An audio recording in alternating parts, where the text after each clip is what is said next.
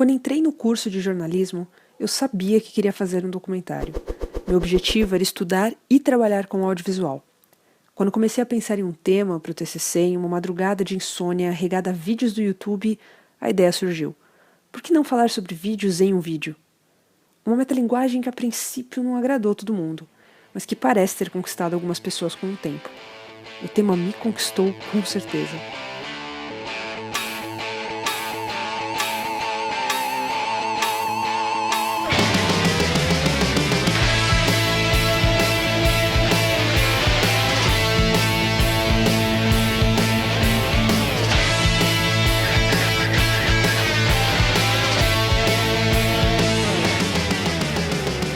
Eram os artistas, digamos, mais modernos do contexto que a gente via, que eram os caras que mexiam com vídeo. Se não havia risco, não tinha saldo, então não tinha interesse. A gente tinha muito cabelo na cabeça e uma câmera na mão.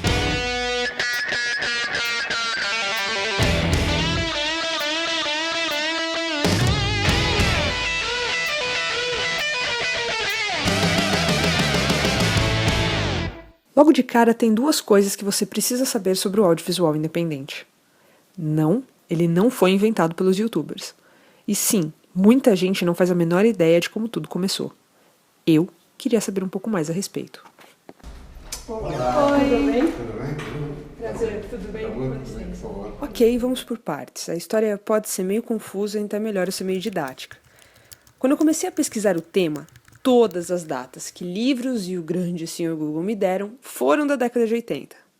Princípio básico do jornalismo: cheque a informação de novo e de novo.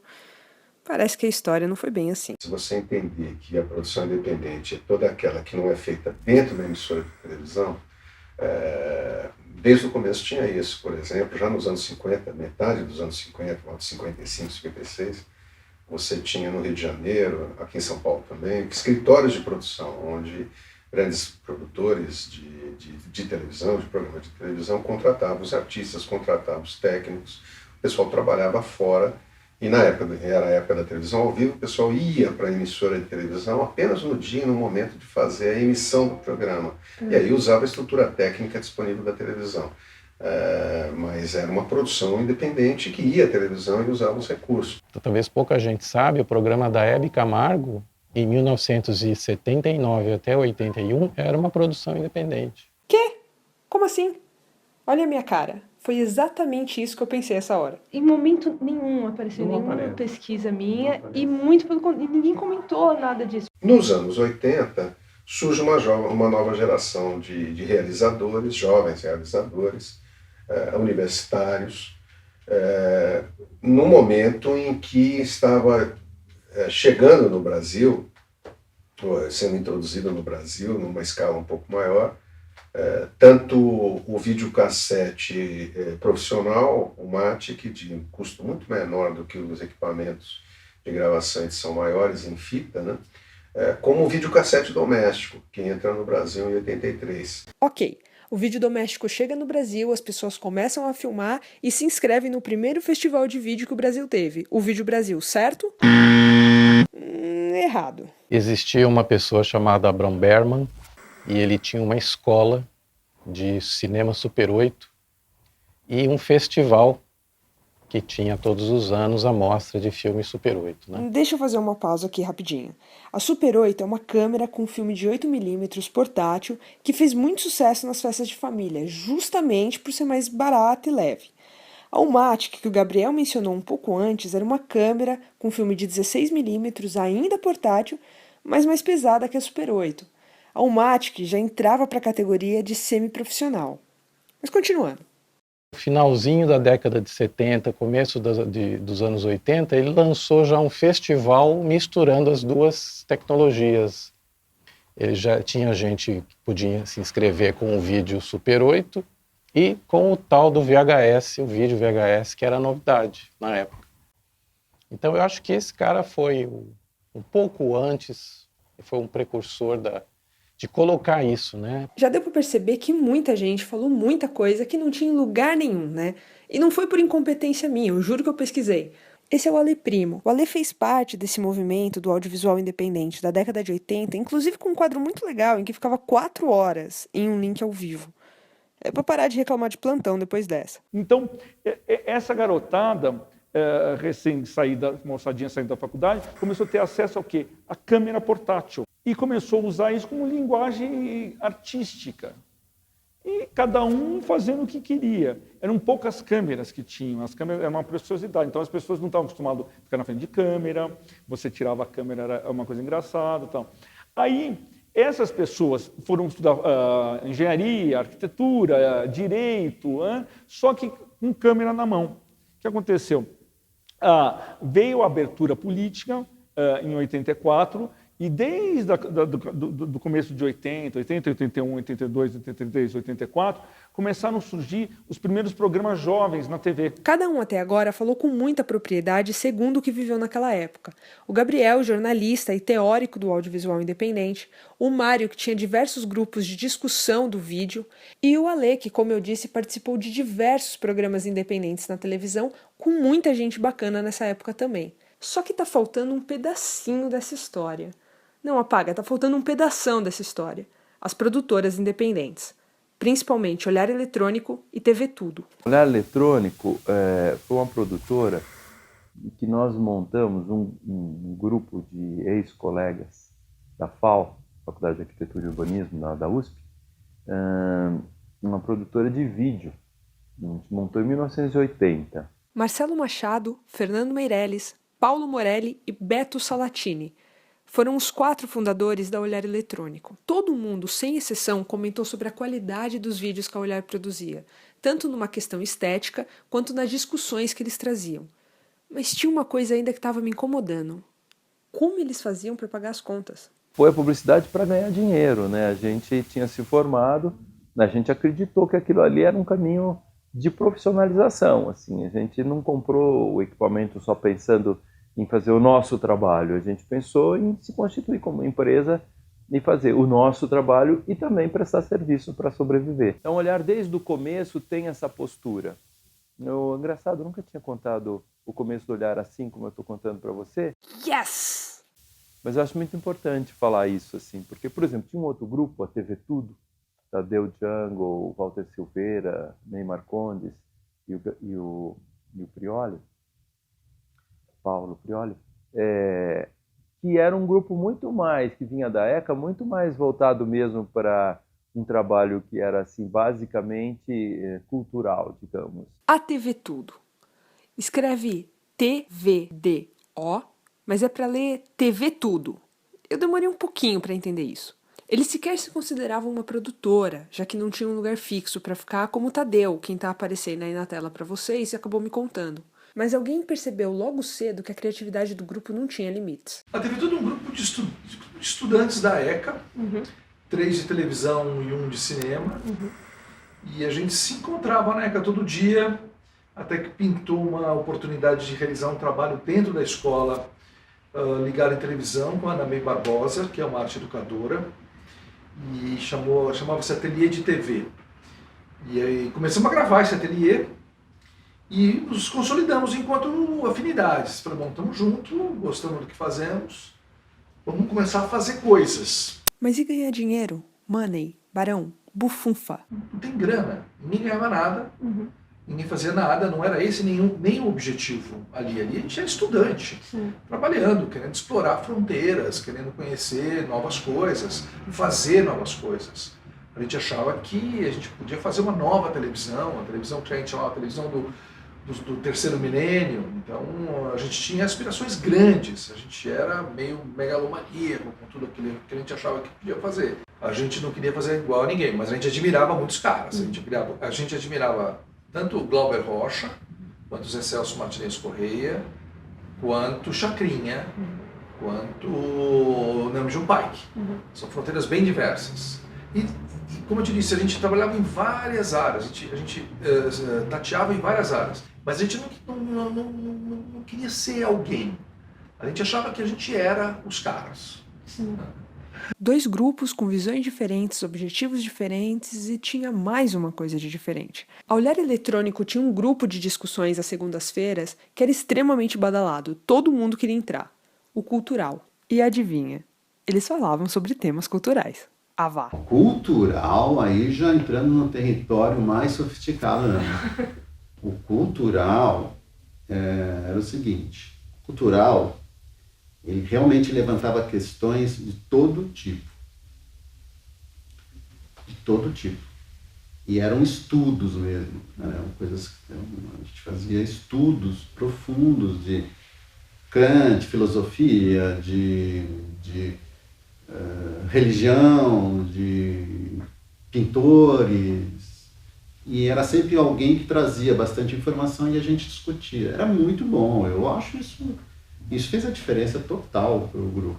Tinha até uma certa coisa de não estudar cinema e televisão nesse grupo, para não ter um caráter assim, digamos, de ordem prática imediata, era de formação mesmo, e nesse grupo tinha uma coisa de porta fechada.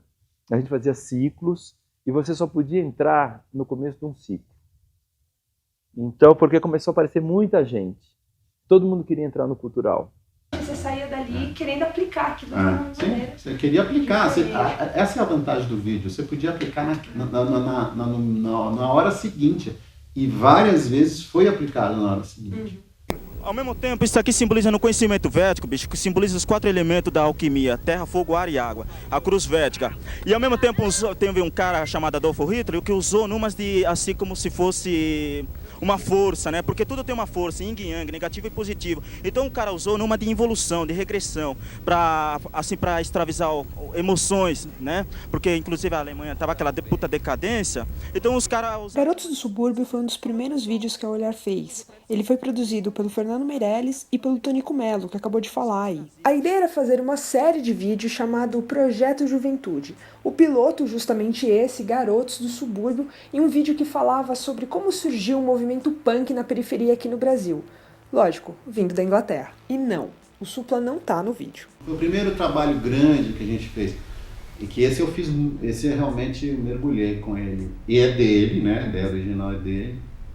Mas eu fiz muito com ele, muito, mergulhei com ele. E aí a gente ganhou o primeiro prêmio que a gente ganhou lá no MASP, um negócio que eu não lembro qual é o nome.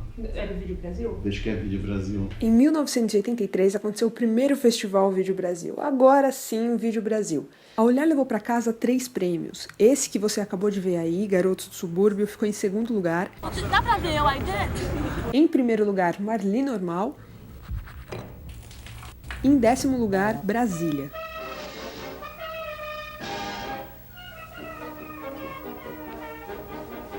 Mas a TV Tudo também não ficou para trás. Eles faturaram 2 prêmios nesse festival. Em 4º lugar, Frau, com uma pegada bem diferente da do Olhar.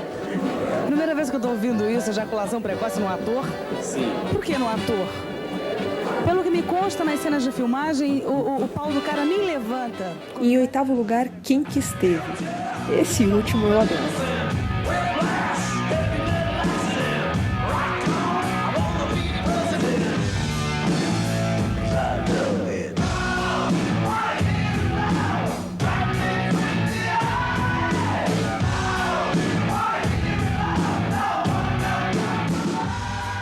Quem que esteve é um vídeo engraçado, porque ele fica com um no cravo e um na ferradura. Ele é um vídeo aqui e ali, porque ele tentava ser um programa de televisão.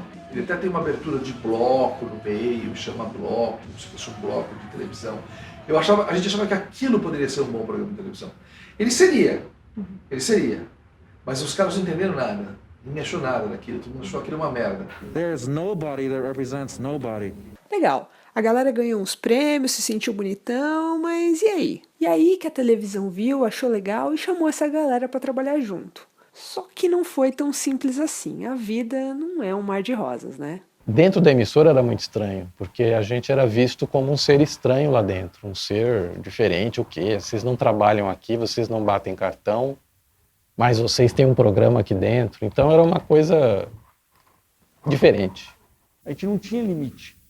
E a gente queria chocar. O primeiro grupo a conseguir um espaço na televisão foi a TV Tudo a convite do Nelson Motta. Eles foram para Bandeirantes fazer um programa chamado Mocidade Independente. O nome é bastante claro, né? Mocidade, jovens, independente. Era o vídeo independente chegando na televisão. A gente nunca tinha trabalhado em televisão, propriamente. E quando a gente entrou lá, só a entrada de nós 4 para realizar um programa aqui em São Paulo, porque o Nelsinho ficava no Rio, então a gente ficava em São Paulo, os 4 realizando, e os caras perguntavam, quem é o diretor? Não, nós 4 fazemos de tudo. Nós 4 montamos, dirigimos e fazemos tal. Então não tinha função. Então era um grupo de 4 pessoas, 4 moleques que ficava lá tentando fazer uma televisão.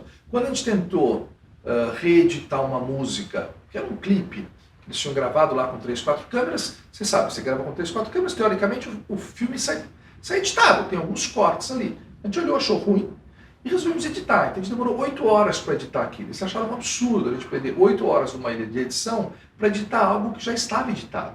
Mas a gente achava aquilo muito ruim. O nosso trabalho era um trabalho incômodo. Mas era um incômodo, mas que ele teve o aval do frescor de uma nova administração na Band.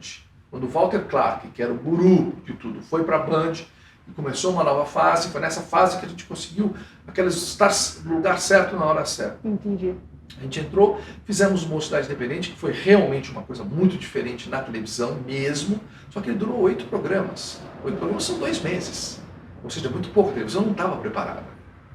Assim como a TV Tudo, a Olhar Eletrônico também chamou a atenção do pessoal da TV. A famosa personalidade da televisão, Goulart de Andrade, também olhou para o Olhar e viu que tinha algo especial ali. O Vídeo Brasil nos deu uma visibilidade, o primeiro Vídeo Brasil, que provocou o convite do Goulart de Andrade para que a gente fosse fazer com ele um programa, na verdade, ocupar um horário que ele tinha de sábado à noite na TV Gazeta, que era a 23ª hora, às 11 da noite.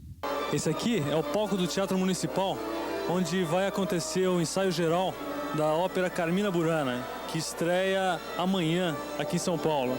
Esse é o último ensaio antes de começar o espetáculo. Eu nunca tive numa ópera, muito menos por trás de uma ópera, e é muita gente, muita confusão, então não sei muito bem para onde vai essa matéria. De qualquer jeito, a gente vai tentar mostrar o máximo de coisas possível e o comecinho da ópera, que chama Fortuna. Então, quando ele abriu o horário, na verdade, ele abriu para a gente fazer televisão ao vivo. Coisa que a gente não tinha experiência nenhuma. Mas a gente aceitou o convite e ocupou e começou a fazer, com o mesmo espírito que a gente fazia vídeo, televisão ao vivo. Depois disso, a porteira ficou aberta. Para mencionar alguns, teve o programa Antenas, também do Olhar. Televisão. É um programa pagão ainda, não tem nome. A gente está com um monte de sugestões aqui dos nossos telespectadores. Eu vou dizer para vocês. Juventude Democrática, Marinhagem, do grande poeta Paulo Leminski, Antenas. O programa Fábrica do Som, que era apresentado pelo Tadeu Jungle e revelou bandas como Titãs, o Traje a Rigor, Barão Vermelho e o próprio Ira. Pouca coisa, né? Quem vai ganhar o troféu incentivo? Todo mundo aqui, rapidinho! Não, todo mundo que cantou! O Repórter Mudo, que o Ale fez durante muito tempo, mas que foi inventado pelo Tadeu e pelo pessoal da TV Tudo. Ah, é pra falar que bom, é aquele mudo, né? As entidades estudantis. Esse é o silencioso? Elas não são entidades distanciadas dos estudantes. Porque sem vocês, elas não são... Já viu fazer entrevista silenciosa? A TV Mix, que fez um sucesso absurdo com seus repórteres abelha. É uma coisa bem misturada, né? Você faz todo tipo de trabalho. Como é que é isso? No jornal a gente tem aquela rotina do dia a dia, né? E tem os acontecimentos inesperados, né? E o programa mais mencionado em toda a pesquisa, em todas as entrevistas, em todo lugar. Estamos no ar!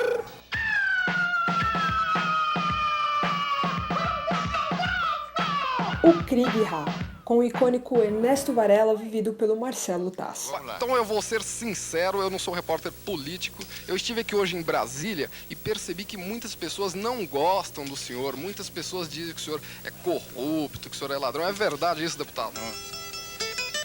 Foi sensacional. Aqui vale uma confissão, uma coisa que eu preciso tirar do meu coração. Eu tentei muito, eu fiz promessa para os deuses do Olimpo, mas eu não consegui falar com Marcelo Taz.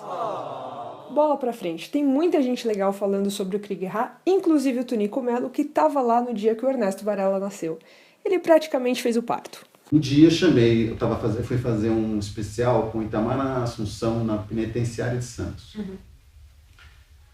E aí a gente fez, no dia seguinte a gente acordou para ir embora para São Paulo, e eu queria fazer uma brincadeira para esse programa que a gente estava falando para o Goulart de Andrade, chamava Santos Urgente, que eram notícias de Santos que numa cidade que não acontece nada.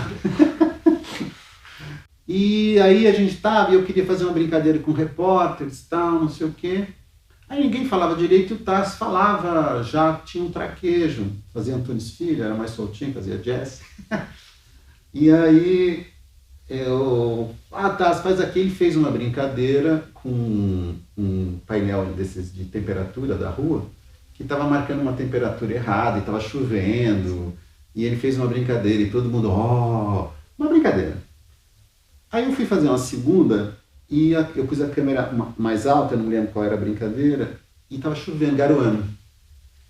E ele não conseguia, ele ficava assim com o olho, eu falava, não, então vamos fazer o seguinte. Aí eu peguei o Fernandinho, que era o nosso eterno assistente, mas ele tinha um óculos de aro colorido, redondinho. Eu falei, me dá esse óculos aqui, que se ele põe o óculos aí ele não fica piscando.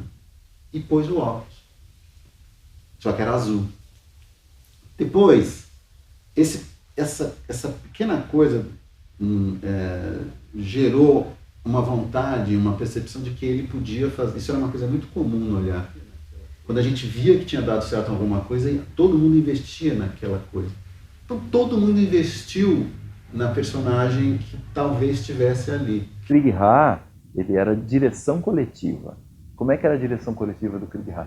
Cada um trazia um tema e dirigia o programa do seu tema. O próximo programa era dirigido por outro com o seu tema, e cada um ficava responsável. E os outros faziam matérias para o tema daquele. Então você dirigia um e colaborava nos outros. Mas não tem só isso de história. Eu também trouxe a cereja do bolo para vocês. De nada. Aí eu me lembro que o Ernesto Palha, da Globo, foi fazer o casal Sandra Nemberg, e o Sandra estava por perto. A Sandra Nemberg já fazia parte do Olhar nessa época. O Ernesto Palha foi fazer uma matéria lá. Quer dizer, it was meant to be. Belos olhos, hein? É isso que eu ia falar. Ernesto Palha foi fazer uma matéria com a gente, e aí a gente sabia, não sei porque o Fernando cismou com o Varela.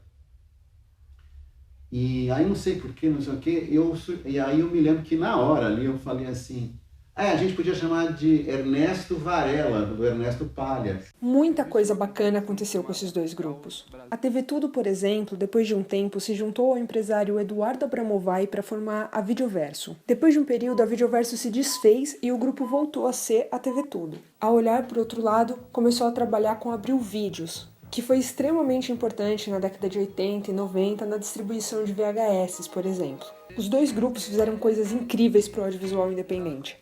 Eles conseguiram mudar a linguagem da televisão. Coisas que já estavam arraigadas, como por exemplo o cenário no telejornal. Foi a Olhar, por exemplo, que surgiu com a ideia de colocar a cidade como plano de fundo para os âncoras. A TV Tudo também veio para mostrar que a televisão precisava ser mais natural, não tão plastificada quanto ela costumava ser. Falar mais diretamente e realmente com jovens. Você vai bem, meu rapaz? Tudo bem. Legal. How are you? Está com você tudo bem, meu rapaz? Tudo jóia. Legal. Fico feliz em saber. No fundo, todos eram aliados. Dois grupos diferentes, mas que juntos abriram as portas para um novo mundo no audiovisual. Quem foi você na última encadernação? Devo ter sido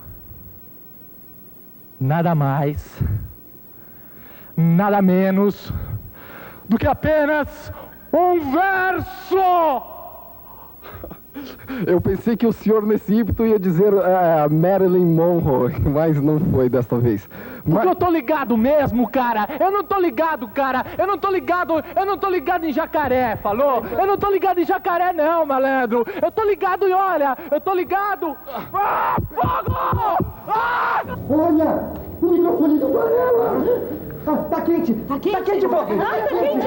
Que isso? Gente, assopra. Sopra, apaga. Põe na Globo. Plim, plim. Olha aí, finalmente alguém sensato dentro dessa casa. Só faltava mesmo, não faltava mais nada para acontecer nesse programa.